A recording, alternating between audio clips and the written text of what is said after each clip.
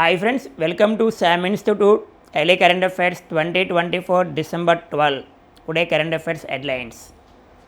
First one, Gita పారాయణానికి Guinness record. అంటే నిన్నటి రోజున గీతా జయంతి సందర్భంగా గిన్నీస్ రికార్డ్ ఎక్కడ సాధించామనేది మాట్లాడుతున్నాను. నెక్స్ట్ వన్, 2034 ఫిఫా ప్రపంచ కప్ ఆతిథ్యం ఏ దేశం ఇస్తుందనేది మాట్లాడదాం. నెక్స్ట్ వన్, వాట్సాప్ ద్వారా పౌర సేవలు. నెక్స్ట్ కరెంట్ అఫైర్స్ అమ్మ, జస్టిస్ సొంకవల్లి పర్వతరావు కన్నుమూత. నెక్స్ట్ వన్, మలేరియా వ్యాధికి కొత్త టీకా అనేది వార్తల్లో ఉన్నాయి. మరి ఇటీవల కాలంలో నిన్నటి రోజున మన కరెంట్ అఫైర్స్ ఒక్కసారి గమనిస్తే మీరు చాలా ప్లస్ అవుతుంది. అంటే డైలీ కరెంట్ అఫైర్స్ ఒకసారి మనం రీకాల్ చేస్తూ ఉండాలి. మనం గమనిస్తే 2024 డిసెంబర్ 11వ తారీఖున ఆర్బీఐకి 26వ గవర్నర్గా వచ్చింది ఎవరమ్మా? సంజయ్ మల్హోత్రా. అలాగే 2024 డిసెంబర్ 10 నాటికి నాగార్జున సాగర్ ప్రాజెక్టు ఏర్పడై 69 ఇయర్స్ కంప్లీట్ అవుతుందనా? చాలా ఇంపార్టెంట్స్. ఈ పాయింట్స్ అనేది రీకాల్ చేసుకోవాలి మీరు. నెక్స్ట్ వన్ గమనిస్తే 2024 డిసెంబర్ 12.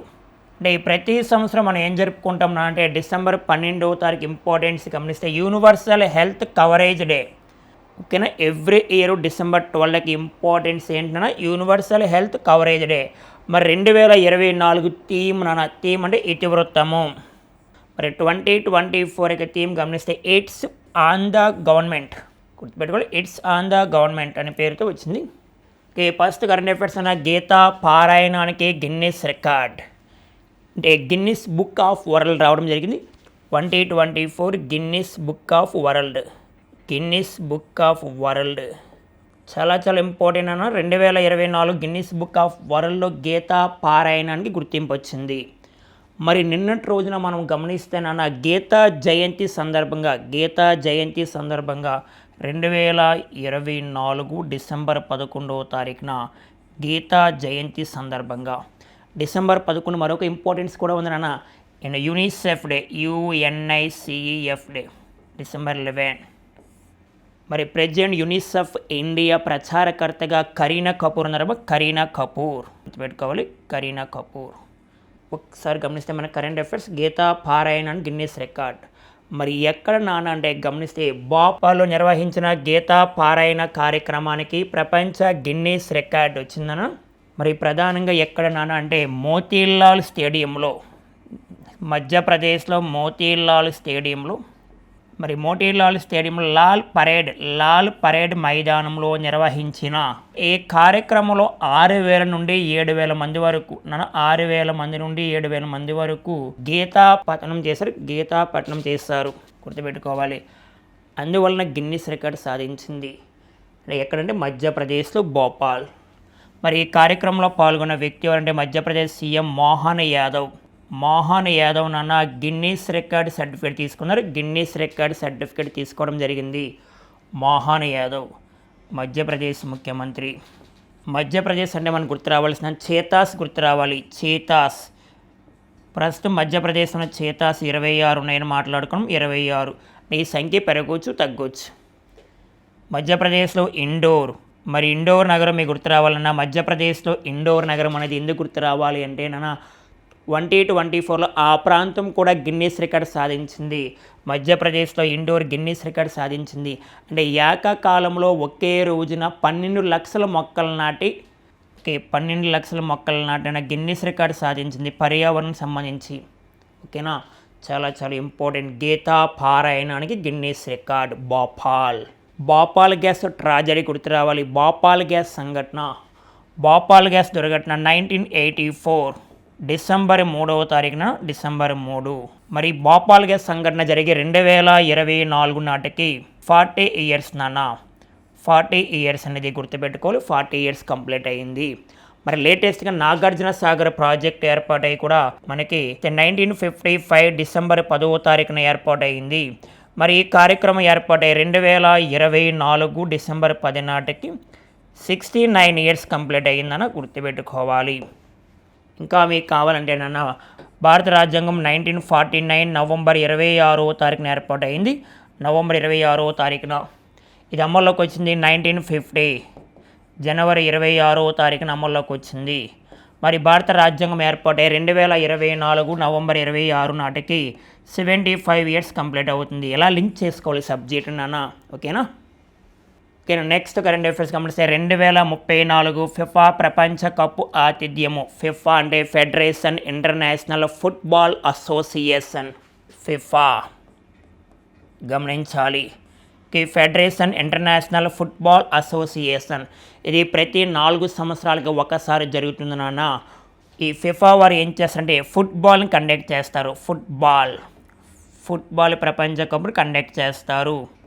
మరి ఒక్కసారి మనం గమనిస్తే నాన్న 2022లో ఫిఫా వరల్డ్ కప్ ఖతార్లో జరిగింది. ఖతార్. దీంట్లో విన్నర్ ఎవరు నాన్న? విన్నర్ ఎవరంటే అర్జెంటీనా గుర్తుపెట్టుకోవాలి, అర్జెంటీనా విన్నర్. మరి రన్నరప్ ఎవరున్నానంటే ఫ్రాన్స్. అంటే 2022లో ఫిఫా వరల్డ్ కప్ జరిగింది ఎక్కడ? ఖతార్. మరలా 2026లో జరుగుతుంది ఫిఫా వరల్డ్ కప్. మరి ఇప్పుడు 2034 గురించి అఫీషియల్గా వచ్చింది. ఎక్కడంటే 2034లో ఫిఫా ఫుట్బాల్ ప్రపంచ కప్పు సౌదీ అరేబియా ఆతిథ్యము. Saudi Arabia host 2034 FIFA world cup. మరి 2030 కూడా 2030లో ప్రపంచ కప్ 6 దేశాలు ఉమ్మడిగా నిర్వహిస్తాయి. అంటే Spain, Portugal, Morocco. Next one Argentina, Paraguay, Uruguay ఆతిథ్యము. ఇక్కడ మనం గమనించవలసిన పాయింట్ ఏంటి నాన్న అంటే స్పెయిన్, పోర్చుగల్, మొరాకోలో ఈ 3 దేశాలు ఎక్కువ మ్యాచ్లు జరుగుతాయి. మరి అర్జెంటీనా, పరాగ్వే, ఉరుగ్వే ఈ 3 దేశాలు ఒక్కొక్క దేశంలో ఒక్కొక్క మ్యాచ్ జరుగుతుంది. చాలా ఇంపార్టెంట్ నాన్న. ఫిఫా అంటే ఫెడరేషన్ ఇంటర్నేషనల్ ఫుట్బాల్ అసోసియేషన్. మరి 2022 ఎక్కడ జరిగింది? ఖతార్లో జరిగింది. విజేత అర్జెంటీనా, రన్నర్ ఫ్రాన్స్ అని గుర్తుపెట్టుకోవాలి నాన్న. మరి ప్రెజెంట్ ఫిఫా ప్రెసిడెంట్గా గియానో ఇన్ఫాంటినో. మరి present FIFA world cup president Gianni Infantino పనిచేస్తున్నారు ఫిఫా వరల్డ్ కప్ ప్రెసిడెంట్గా. అదే నాన్న మనం గమనిస్తే ఐసీసీ ప్రెసిడెంట్గా, ఇంటర్నేషనల్ క్రికెట్ కౌన్సిల్ ప్రెసిడెంట్గా మనకి 2024 డిసెంబర్ 1వ తారీఖున ఎవరు వచ్చారనంటే జైసా వచ్చారు. జైసా గుర్తుపెట్టుకోవాలి. సరే, నెక్స్ట్ కరెంట్ అఫైర్స్. వాట్సాప్ ద్వారా పౌర సేవలు అంటే ప్రజలకు కావాల్సిన పౌర సేవల్ని అందిస్తూ ఉంటారు నాన్న. దేశంలోనే తొలిసారిగా ఒక రాష్ట్రం వార్తల్లోకి వచ్చింది. వాట్సాప్ ద్వారా పౌర సేవలు అంటే అన్ని వెసులుబాటు కల్పిస్తుంది. ప్రజలకు కావాల్సిన పథకాలు కానీ, ఒకవేళ ఎవరికైనా పథకాల ద్వారా రావాల్సిన లబ్ధి పొందకపోతే వారికి వాట్సాప్ ద్వారా మెసేజ్ చేస్తే వారికి కావాల్సిన వెసులుబాటు అన్నీ కల్పిస్తారు. లేదా కొన్ని సందర్భాల్లో భారీ భూకంపాలు, తుఫాన్లు వచ్చినప్పుడు ముందుగా ప్రభుత్వం ఏం చేస్తుందంటే వాట్సాప్ నెంబర్ ద్వారా పంపిస్తుంది ప్రజలకి, ఓకేనా? మరి ఏదైనా గ్రామీణ ప్రాంతంలో వైరస్లు రావడం, లేదా నెక్స్ట్ పిడుగుపాట్లు కానీ, లేదా వరదలు, నెక్స్ట్ ఇలాంటి ఏం జరిగినా సరే వాట్సాప్ ద్వారా మెసేజ్ అందిస్తారు. అలా దేశంలోనే తొలిసారిగా ఒక రాష్ట్రం తీసుకొస్తుంది. అయితే త్వరలోనే వాట్సాప్ నెంబర్ని ప్రకటిస్తామనేది చెప్పింది. ఆ రాష్ట్రమే ఆంధ్రప్రదేశ్ నాన్న. ఆంధ్రప్రదేశ్. మరి దేశంలోనే తొలిసారిగా ప్రభుత్వం పౌర సేవలు అందించేందుకు ప్రజల నుండి వినతులను స్వీకరించేందుకు, వారికి అవసరమైన సమాచారం ఇవ్వడానికి, అంటే ప్రజలకు కావాల్సిన సందేహాలు, వినతులు ఏమంటే వాట్సాప్ ద్వారా పంపిస్తారు government of Andhra Pradesh. Next WhatsApp నెంబర్కు వైరిఫైడ్ ట్యాగ్ అంటే టిక్ మార్క్ ఉంటుంది. Tick mark. వాట్సాప్ ద్వారా పౌర సేవలు ఎప్పటి నుంచి అంటే అని వార్తలో ఉంది. మరి తొలి దశలో 153 రకాల సేవలు అందించనున్నారు. మరి తర్వాత దాన్ని మెరుగుపరిచి ఇంకా అద్భుతమైన సేవలు అందిస్తారు నాన్న. చాలా ఇంపార్టెంట్. 153 రకాల సేవలు. ఇటీవల కాలంలో ఆంధ్రప్రదేశ్ గవర్నమెంట్ అద్భుతమైన సర్వీస్ అందిస్తున్నాన. ఇటీవల కాలంలో పల్లె పండుగను ప్రారంభించారు. పల్లె పండుగను దేశంలోనే ఒకే రోజున గ్రామ పంచాయతీలు 13,000కు పైగా గ్రామ సభలు జరిగాయి ఆంధ్రప్రదేశ్లో. ఇటీవల కాలంలో ఆంధ్రప్రదేశ్లో పాత పేర్లు, కొత్త పేర్లు గుర్తుపెట్టుకోవాలి. ఉదాహరణకి నాన్న భోగాపురం ఇంటర్నేషనల్ ఎయిర్పోర్ట్కి అల్లూరి సీతారామరాజు ఇంటర్నేషనల్ ఎయిర్పోర్ట్గా పేరు మార్చింది. దిశ పోలీస్ స్టేషన్గా మహిళా పోలీస్ స్టేషన్గా పేరు మార్చింది. నెక్స్ట్ వైఎస్ఆర్ లా నేస్తానికి న్యాయమిత్రగా పేరు మార్చింది. ఇవన్నీ చూస్తూ ఉండాలన్న. లేదా ఇటీవల కాలంలో ఆంధ్రప్రదేశ్లో గుర్తించిన శాసనాలు లేదా శిలాశాసనాలు, ఉదాహరణకి విజయనగరం జామి అనే ప్రాంతంలో తూర్పు గంగ శాసనాలు గుర్తించారు. తూర్పు గంగ శాసనాలు. అదే ఆంధ్రప్రదేశ్లో ప్రకాశం జిల్లాలో ప్రకాశం జిల్లాలో మనకి 2వ దేవాలయాల శిలాశాసనాలు గుర్తించారు. అదే ప్రకాశం జిల్లాలో నాగదేవత శిలాశాసనాలు కూడా గుర్తించారు. నన్ను గుర్తుపెట్టుకోవాలి, ఒకసారి రీకాల్ చేసుకోవాలి నోట్స్ అనేది. Okay friends, next current affairs మాట్లాడితే జస్టిస్ సుంకవల్లి పర్వతరావు కన్నుమూత. జస్టిస్ సుంకవల్లి పర్వతరావు కన్నుమూత అనే వార్తలకు వచ్చింది నాన్న. మరి ఎవరు అంటే మాట్లాడదాం ఒకసారి. ఉమ్మడి హైకోర్టు విశ్రాంత న్యాయమూర్తి. మరి ఈయన 89 సంవత్సరాల వయసులో చనిపోయారు. జూబ్లీ హిల్స్ హైదరాబాద్లో చనిపోయారు నాన్న. మరి 1935 నవంబర్ 26న ఏలూరు జిల్లా, ఇప్పటి ఏలూరు జిల్లాలో ఉంగుటూరులో జన్మించారు నాన్న. మరి 1958 నుంచి 1960 వరకు మద్రాస్ న్యాయ కళాశాలలో న్యాయ విద్యను అభ్యసించారు. ఓకే, ఎవరైనా జస్టిస్ సుంకవల్లి పర్వతరావు. మరి ఈయన ఆంధ్రప్రదేశ్ ఏలూరు జిల్లాకు చెందినవారు. మరి 1990 మార్చి 16 నుండి 1997 నవంబర్ 26 వరకు న్యాయవాదిగా పనిచేశారు ఆంధ్రప్రదేశ్కి. అంటే 1997 నవంబర్ 26వ తారీఖున రిటైర్మెంట్ ప్రకటించారు ఈయన. మరి ఇటీవల కాలంలో వార్తలో ఉన్న వ్యక్తులు, వారి యొక్క మరణాలు మనం గమనిస్తే నిన్నటి రోజున కర్ణాటక మాజీ ముఖ్యమంత్రి మరణించారని మాట్లాడుకున్నాను కరెంట్ అఫైర్స్లో. ఒక్కసారి రీకాల్ చేసుకోండి. కర్ణాటక మాజీ ముఖ్యమంత్రి ఎస్ఎం కృష్ణ గారు మరణించారు. మరి ఈయన గురించి ఒక ఇంపార్టెన్స్ కూడా మాట్లాడడం. ఆయనకి 2023లో పద్మ విభూషణ్ అవార్డు వచ్చిందని మాట్లాడుకున్నాం. ఎస్ఎం కృష్ణకి 2023లో పద్మ విభూషణ్ అవార్డు వచ్చింది. ఇటీవల కాలంలో మరణించిన వ్యక్తులు చాలా ఇంపార్టెంట్. మీకు దాదాపుగా 25 నుంచి 30 వరకు చెప్పా వారి యొక్క మరణాలు. ఎగ్జాక్ట్లీ మనం చెప్పుకుంటే సెప్టెంబర్, అక్టోబర్, నవంబర్, డిసెంబర్లోనే ఒక 30 వరకు చెప్పుకున్నాం నాన్న. ఒకసారి రీకాల్ చేసుకోండి. జస్టిస్ పర్వతరావు కన్నుమూత అంటే ఉమ్మడి హైకోర్టు విశ్రాంత న్యాయమూర్తి. ఉమ్మడి హైకోర్టు అంటే ఆంధ్రప్రదేశ్, తెలంగాణకి చెందింది. సరే, next current affairs. Operation arrow of బసాన్.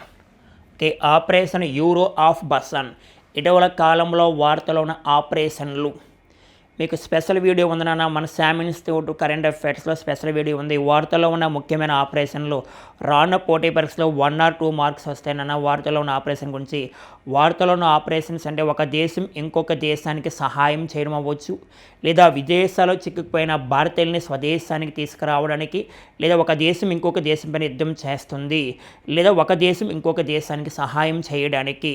మనం చూసామన్నా ఆపరేషన్ బాంబే బకెట్ కానీ, ఆపరేషన్ సద్భావన కానీ, ఆపరేషన్ కరుణ, ఆపరేషన్ దోస్త్, ఆపరేషన్ స్మైల్, ఇవన్నీ చూస్తూ ఉండాలి నాన్న.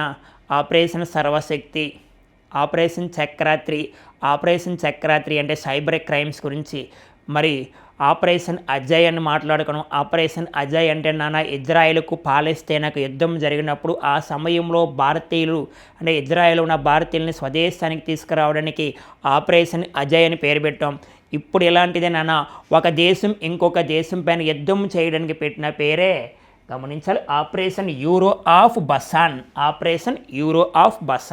లేటెస్ట్ అప్డేట్ పాయింట్ అనేది ఇజ్రాయెల్ తెలిసిన. మరి ఇజ్రాయెల్ దేశం సిరియా దేశం పైన యుద్ధం చేయడానికి పెట్టిన పేరే ఆపరేషన్ యూరో ఆఫ్ బసాన్. అసలు నాన్న ఇజ్రాయెల్కి సిరియాకి ఎప్పటి నుంచి గొడవలు కాదన్న, ఇప్పుడు 1974 నుంచి ఇజ్రాయెల్కి సిరియా మధ్య గొడవలు జరుగుతున్నాయి. మరి ఈ సమయంలో సిరియా దేశంలో ఉన్న 75 మంది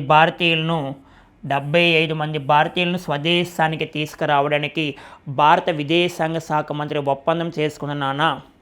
అంటే గమనించాలి, ఇజ్రాయెల్ సిరియాకి 2 దేశాల మధ్య యుద్ధాలు జరుగుతున్నాయి. ఈ సమయంలో సిరియా దేశంలో ఉన్న భారతీయులు 75 మంది. ఈ 75 మందిలో ప్రధానంగా మనం గమనిస్తే 47 మంది జమ్మూ అండ్ కాశ్మీర్ నుంచి యాత్రికులమా. 47 మెంబర్స్ ఉన్నారు. యాత్రికులు అంటే ప్రయాణం చేయడానికి ఒక యాత్ర మార్గంలో వెళ్ళారు నాన్న వాళ్ళు. 47 మెంబర్స్ ఉన్నారు. Operation arrow of Bashan. Next update points వస్తే మీకు క్లారిటీ ఇస్తాను నాన్న. అంటే ఇజ్రాయెల్ సిరియా గురించి ఇంకేమైనా అప్డేట్ పాయింట్స్ రేపటి వీడియో చూద్దాం. సరే, నెక్స్ట్ కరెంట్ అఫైర్స్ గమనిస్తే పోలరైజేషన్ వర్డ్ ఆఫ్ ఇయర్ 2024. ఇటీవల కాలంలో పోలరైజేషన్ వర్డ్ ఆఫ్ ఇయర్ 2024 లేటెస్ట్గా కొన్ని 2024లో రావడం జరిగింది. ఇంపార్టెంట్ నానా. మరి పోలరైజేషన్ వర్డ్ ఆఫ్ ఇయర్ 2024గా ఎవరు గుర్తించారంటే మేరియం వెబ్స్టర్. గమనించాలి, మేరియం వెబ్స్టర్ వారు పోలరైజేషన్ వర్డ్ ఆఫ్ ఇయర్ని గుర్తించారు. దాని ఇంపార్టెన్స్ ఏంటి ఇవన్నీ అడగడం మనకి. లేటెస్ట్గా మనం గమనిస్తే ఆక్స్ఫర్డ్ డిక్షనరీ వారు మరి ఏ పదాన్ని గుర్తించారు నాన్న? ఇయర్ ఆఫ్ 2024 అంటే బ్రెయిన్ రాట్ అనే పదాన్ని గుర్తించారు, brain rot. Next one Cambridge dictionary వారు ఏ పదాన్ని గుర్తించారు అంటే మేనిఫెస్ట్. ఓకే, మేనిఫెస్ట్ 2024 లేదా ఇయర్ ఆఫ్ 2024 గుర్తుపెట్టుకోవాలి. అంటే పోలరైజేషన్ అనే పదాన్ని గుర్తించింది ఎవరంటే మేరియం వెబ్స్టర్. నెక్స్ట్ బ్రెయిన్ రాట్ అనే పదాన్ని గుర్తించింది ఆక్స్ఫర్డ్ డిక్షనరీ వారు. మేనిఫెస్ట్ అనే పదాన్ని గుర్తించింది కేంబ్రిడ్జ్ డిక్షనరీ వారు. గుర్తుపెట్టుకోవాలి. ఈ మూడింటి నుంచి క్వశ్చన్ వచ్చే అవకాశం ఉంది రానున్న పోటీ పరీక్షల్లో. ఒక ఇయర్లో ఎక్కువ ఏ పదాన్ని అయితే ఉపయోగిస్తారో ప్రజలు ఆ పదాన్ని గుర్తిస్తారు నాన్న. ఏమిలే సింపుల్గా చెప్పాలంటే ఆక్స్ఫర్డ్ డిక్షనరీ వారు ఏ పదాన్ని గుర్తించారంటే brain rot 2024. And Cambridge dictionary వారు మేనిఫెస్ట్ అనే పదాన్ని తీసుకున్నారు. మేరియం వెబ్స్టర్ వారు అయితే పోలరైజేషన్ అనే పదాన్ని తీసుకున్నారు సింపుల్గా. Okay friends, next current affairs. Malaria వ్యాధికి కొత్త టీకా. మరి ఇటీవల కాలంలో ఆఫ్రికా ఖండంలో అవ్వచ్చు లేదా కొన్ని దేశాల్లో మలేరియా వ్యాధి విస్తరించి ఎక్కువ ఉంది. ఇదే ప్లేస్లో ఆఫ్రికా ఖండంలో మలేరియా వ్యాధి కదా మంకీ పాక్స్, ఎంపాక్స్ అని కూడా అంటారు. ఇటీవల కాలంలో మలేరియా ఫ్రీ కంట్రీగా దేన్ని ప్రకటించారు? మలేరియా ఫ్రీ కంట్రీగా 2024. మలేరియా ఫ్రీ కంట్రీగా 2024 జనవరిలో ఒక దేశాన్ని గుర్తించారు, కేప్ వెర్డ్ అని దేశం. Cape Verde. ఈ కేప్ వెర్డ్ ఆఫ్రికా ఖండంలో ఉంది. నాన్న.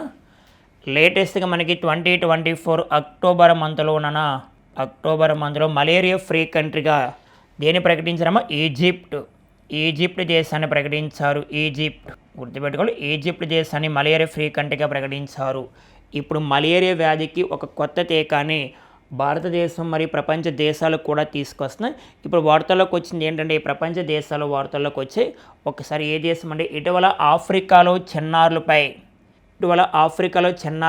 2B ఔషధ పరీక్షలు నిర్వహించగా మెరుగైన ఫలితాలను గుర్తించారు. మరి వారు గుర్తించిన మలేరియా వ్యాధి గుర్తించిన కొత్త టీకా పేరు నాన్న, వ్యాక్సిన్ పేరు గమనించాలి.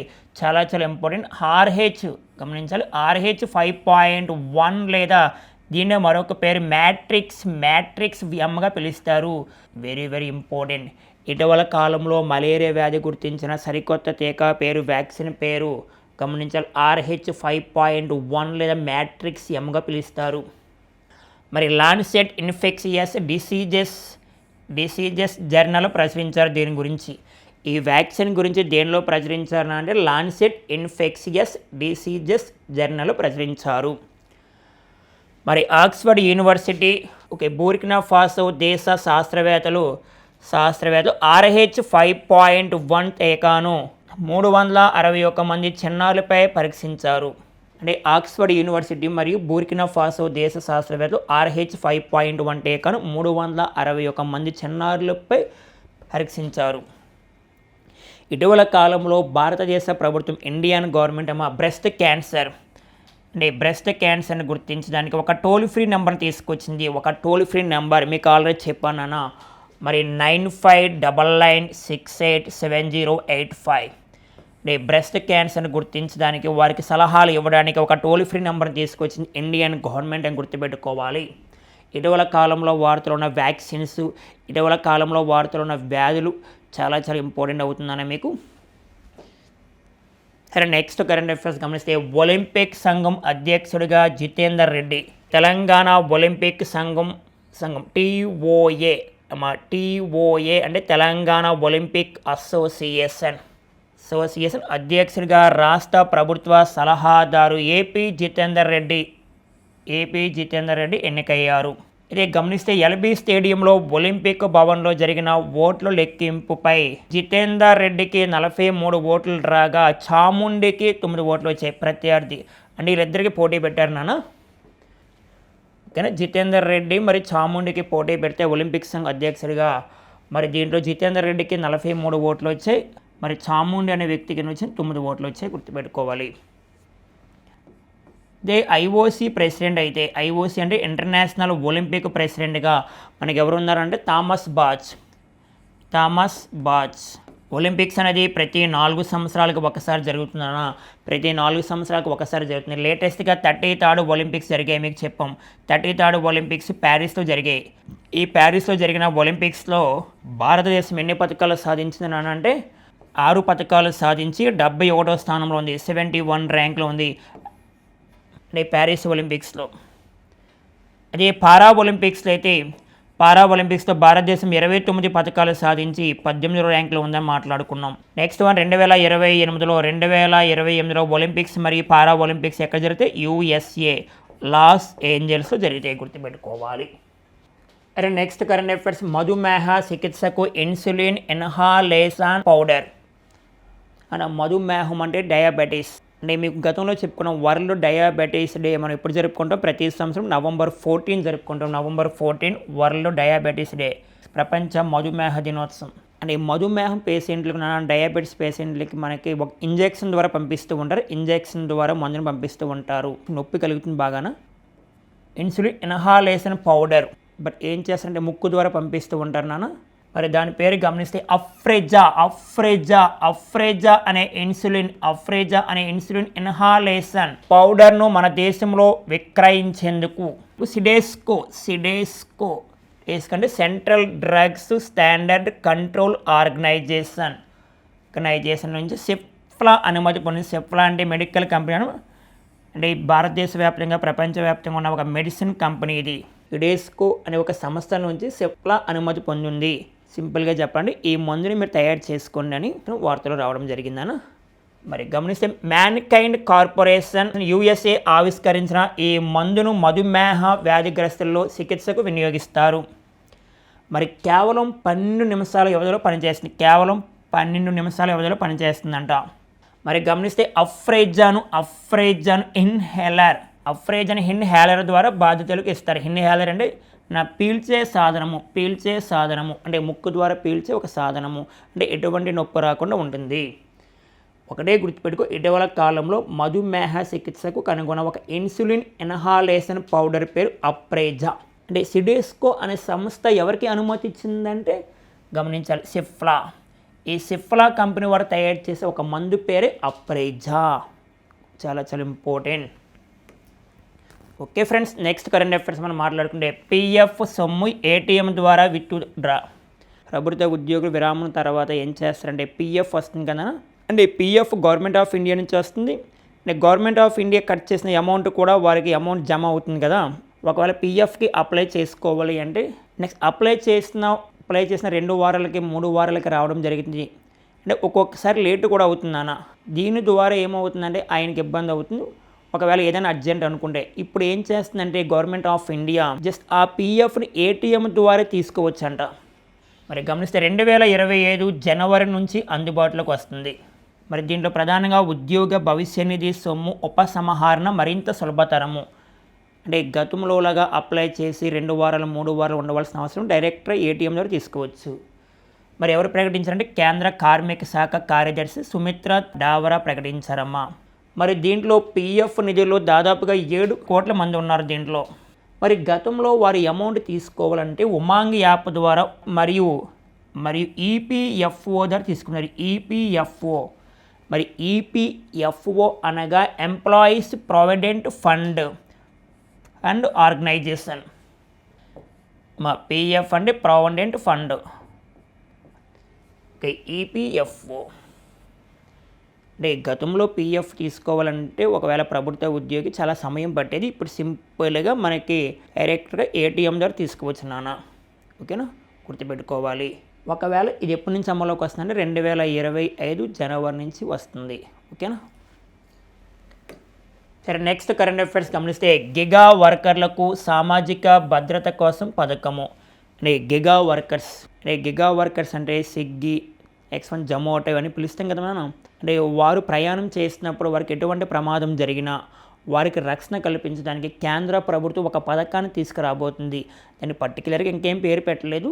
అంటే గిగా వర్కర్స్ కోసం ఒక పథకాన్ని తీసుకురాబోతున్నాం అనేది కేంద్ర కార్మిక శాఖ మంత్రి ప్రకటించారు. మరి గిగా ప్లాట్ఫామ్ కార్మికులకు సామాజిక భద్రత ఇతర ప్రయోజనాలు కల్పించేందుకు కేంద్ర ప్రభుత్వం కసరత్తు చేస్తుంది. మరి దీంట్లో ప్రధానంగా గమనిస్తే ఈ కామర్సు సేవల రంగంలో వారు సమర్థవంతంగా పనిచేసేందుకు సామాజిక భద్రత కొరకు తీసుకొస్తున్నారంట ఒక పథకాన్ని.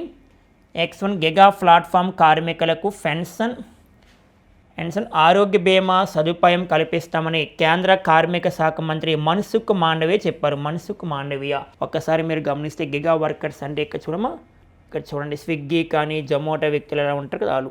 నెక్స్ట్ 2020-2021 నాటికి ఈ కార్మికుల సంఖ్య 77 లక్షలు ఉన్నారని 77 లక్షల మంది ఉన్నారని ఎవరు చెప్పరమ్మా? నీతి ఆయోగ్ అంచనా వేసింది. నీతి ఆయోగ్ చాలా ఇంపార్టెంట్. నీతి ఆయోగ్ అంచనా వేసిందంటే చాలా ఇంపార్టెంట్ అర్థము. మరి 2029-30 నాటికి ఈ సంఖ్య 3 కోట్ల వరకు వస్తుందంట. 3 కోట్ల వరకు పెరిగే అవకాశం ఉంది అంటే గిగా వర్కర్స్. మరి ఎవరు ప్రకటించారు? నీతి ఆయోగ్ వారు అంచనా వేశారు. మరి ప్రజెంట్ నీతి ఆయోగ్ చైర్పర్సన్గా మోడీ గారు పనిచేస్తున్నారు. నీతి ఆయోగ్ చైర్పర్సన్ మోడీ. నీతి ఆయోగ్ వైస్ చైర్పర్సన్గా సుమాన్ బేరీ. అదే నీతి ఆయోగ్ CEO ఇంపార్టెంట్. నీతి ఆయోగ్ CEO BVR సుబ్రహ్మణ్యం గుర్తుపెట్టుకోవాలి. BVR సుబ్రహ్మణ్యం.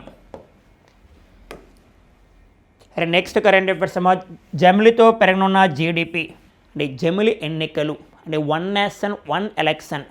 ప్రస్తుతము భారతదేశంలో జమిలి ఎన్నికలు తీసుకురావాలని మనకు బీజేపీ ప్రభుత్వము అంటే మోడీ గారికి ఆశ. లేటెస్ట్గా ఎన్డీఏ కూటమి కూడా ఎన్డీఏ ప్రభుత్వం కూడా అదే చేయబోతుంది. అంటే జమిలి ఎలక్షన్ 2029 లోపల జరపాలని ఉద్దేశంతో అనుకుంటున్నారు. దీనివల్ల ఏమవుతుందంటే భారతదేశానికి ఖర్చు తగ్గే అవకాశం ఉంది. దేశం మొత్తం మీద ఒకేసారి ఎలక్షన్ జరగాలి. మరి దీనికి అందరూ ఆమోదించాలి. దీనికి అందరూ శాసనసభ ఆమోదించాలి, లోక్సభ వీళ్ళందరూ ఆమోదించాలి. అప్పుడే దేశంలో జమిలి ఎన్నికలు జరిగే అవకాశం ఉంది. మరి ఈ ఎలక్షన్ జరగడం వల్ల భారతదేశం యొక్క GDP పెరిగే అవకాశం ఉందని మరి ఇటీవల కాలంలో వార్తలకు వచ్చిన వ్యక్తి ఎవరో చూద్దాం. మరి గమనిస్తే జమిలితో పెరగనున్న GDP మరి ఎవరు ప్రకటించారంటే మరి మాజీ రాష్ట్రపతి రామ్నాథ్ కోవింద్ గారు. మరి రామ్నాథ్ కోవింద్ ఏం చెప్తున్నారంటే భారతదేశంలో జమిలి ఎన్నికలు నిర్వహించడం వల్ల 1 నుండి 1.5% పెరుగుదల. భారతదేశం యొక్క GDP 1% నుంచి 1.5% పెరగవచ్చంట రామ్నాథ్ కోవింద్ చెప్పారు.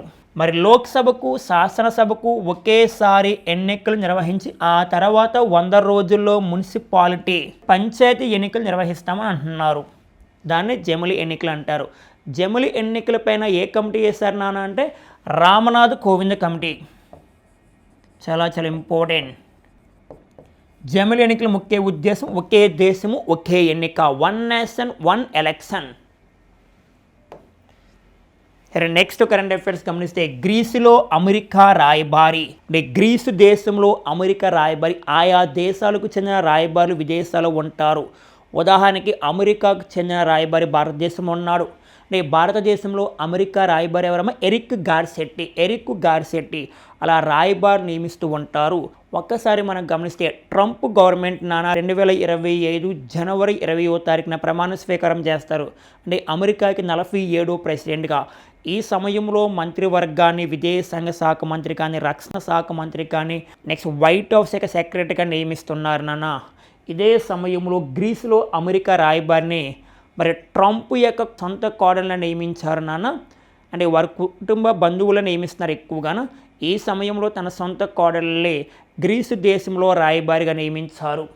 అంటే గ్రీస్లో అమెరికా రాయబారి ఇక్కడ చూస్తే మీకు కనిపిస్తుంది ఆమె పేరు నాన్న కింబర్లీ గ్విల్ పాయెల్.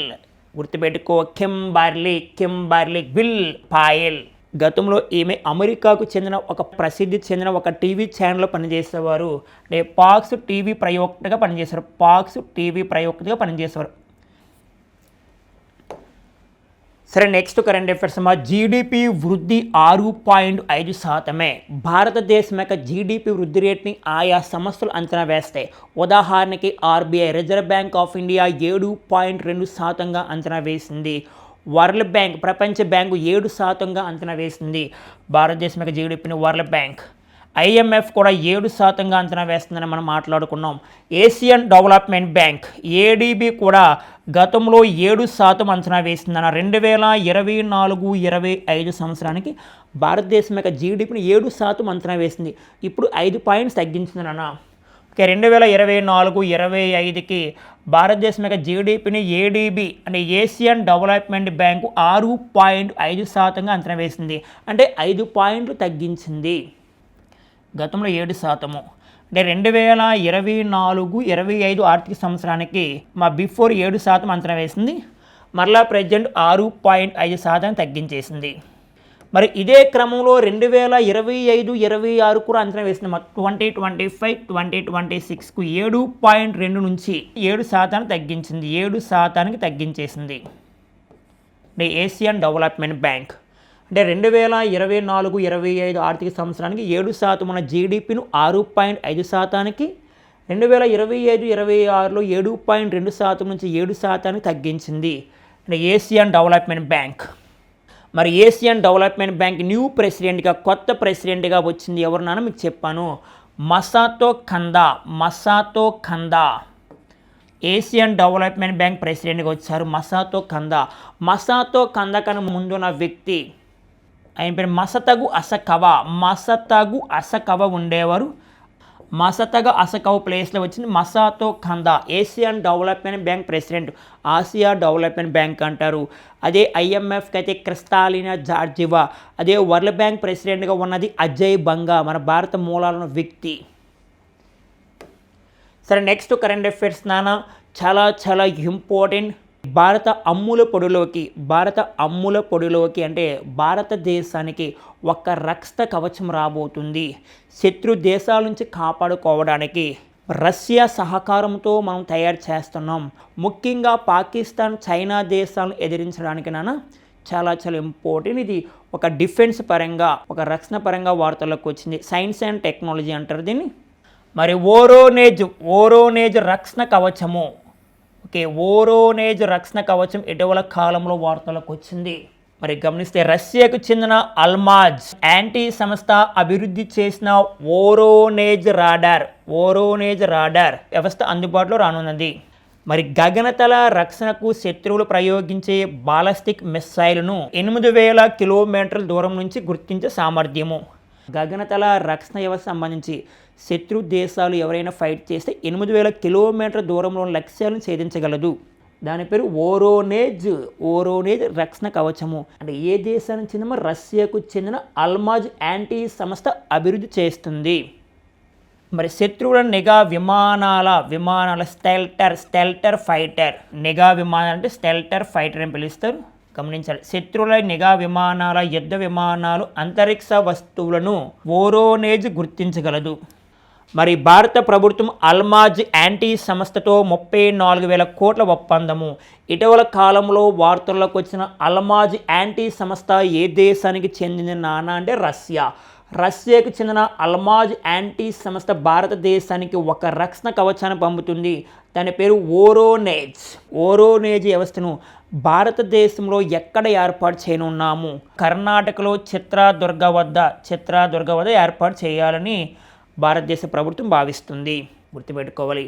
ఇటీవల కాలంలో వార్తలో ఉన్న సైన్స్ అండ్ టెక్నాలజీ ఇంపార్టెన్స్ గుర్తుపెట్టుకోవాలని మీకు చాలా చాలా ప్లస్ అవుతుంది. ఇంకా మనం చెప్పుకుంటే ఇటీవల కాలంలో ఐఎన్ఎస్ తుసీల్ రష్యా దేశంలో తీసుకురావడం జరిగింది భారత నౌక దళానికి. మీకు చెప్పాలి మనం. ఓకే ఫ్రెండ్స్, ఇవి మనకున్న current affairs. All the best.